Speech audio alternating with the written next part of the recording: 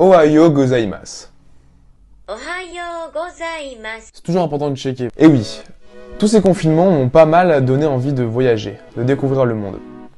Et comme pour l'instant, c'est assez compliqué, paradoxalement, je me suis dit que c'était l'occasion de découvrir de nouvelles cultures qui m'étaient complètement étrangères.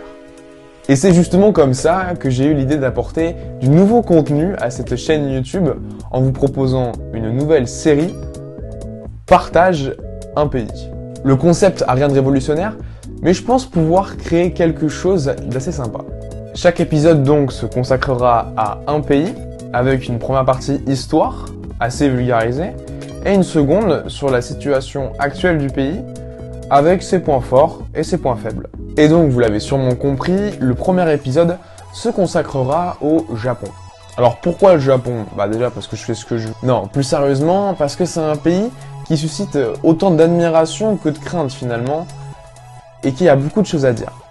En plus de ça, c'est un pays qui occupe toujours une grande place dans l'actualité, en grande partie grâce au JO, qui arrive dans moins de 100 jours, et un peu plus récemment avec l'histoire des rejets d'eau contaminés.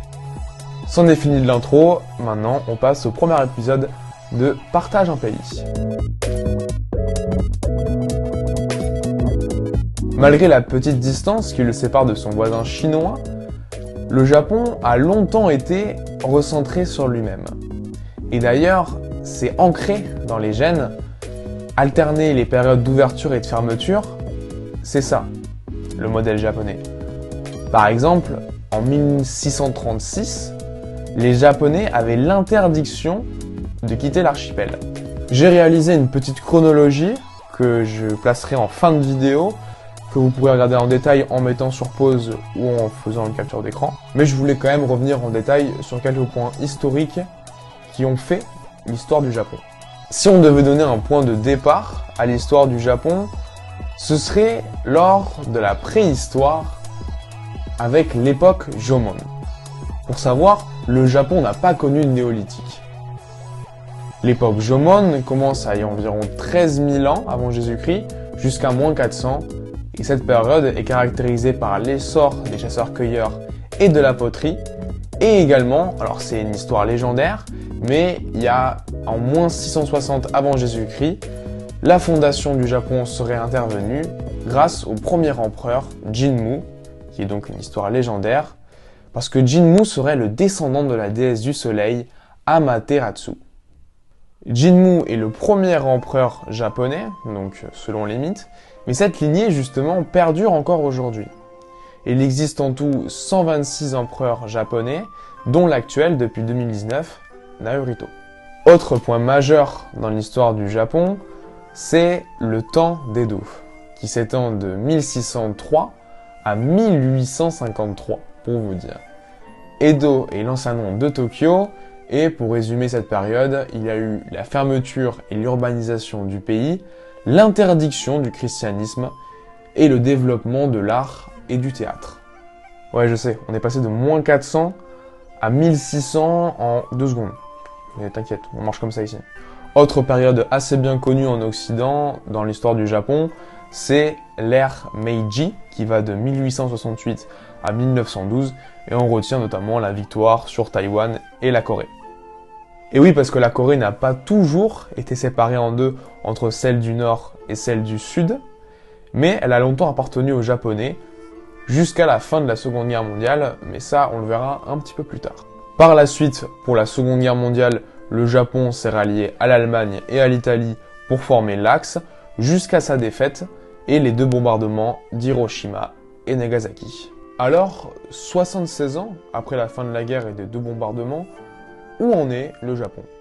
Aujourd'hui, le Japon est une monarchie constitutionnelle, avec une constitution qui a été rédigée après la Seconde Guerre mondiale. L'empereur, qui a un rôle symbolique, est Naruhito. Depuis le 1er mai 2019, il a succédé à son père, Akihito. Mais le véritable premier homme politique au Japon, c'est le Premier ministre, Yoshihide Suga, depuis 2020, qui est venu remplacer son prédécesseur, donc Shinzo Abe.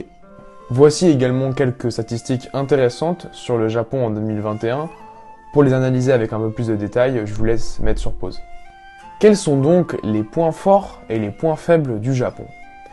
Pour commencer, les points faibles, la dette. C'est assez connu, la dette du Japon dépasse chaque année les 200%. Mais c'est des chiffres justement qui sont à relativiser parce que 60% de la dette, par exemple en 2019, sont détenus par l'État lui-même. Mais c'est surtout le contexte social qui est pointé du doigt au Japon. C'est assez connu, les Japonais font partie des peuples les plus pessimistes au monde. Je voulais vous apporter quelques précisions supplémentaires parce qu'il existe plusieurs phénomènes sociaux très problématiques catégorisés par tranche d'âge au Japon.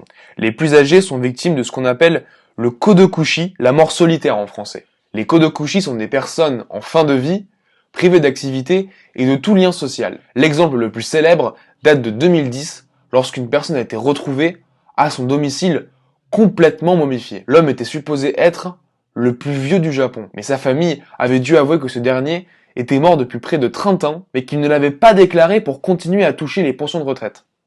En 2017, on comptait environ 4000 kodokushi par semaine. Autre phénomène qui touche plutôt les adultes, les johatsu et les karoshi.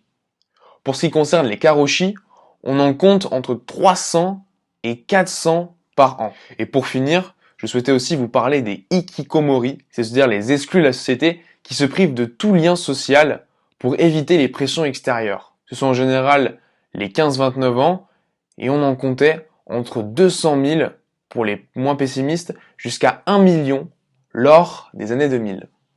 Et malheureusement aussi, c'est bien connu, au Japon, la place de la femme n'est pas suffisamment respectée dans la société. Par exemple, seulement 13% des femmes occupent une position de direction au Japon.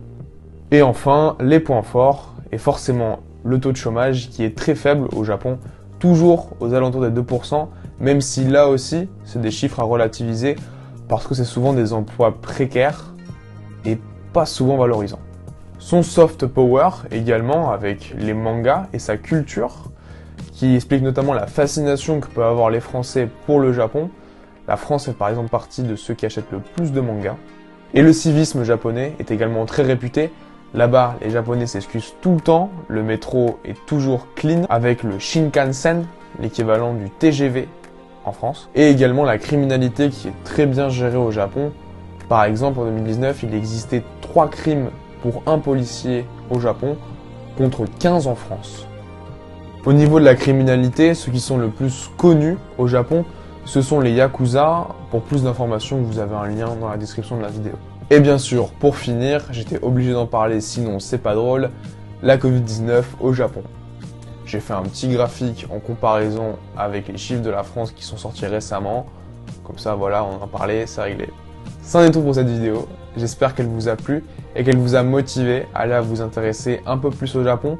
Parce que comme j'ai dit en début de vidéo, même si c'est un pays qui est fascinant, il possède aussi pas mal de facettes sombres qui sont selon moi importants à connaître. Si vous voulez mes pistes qui m'ont aidé à faire cette vidéo, je me suis aidé principalement de 2 livres.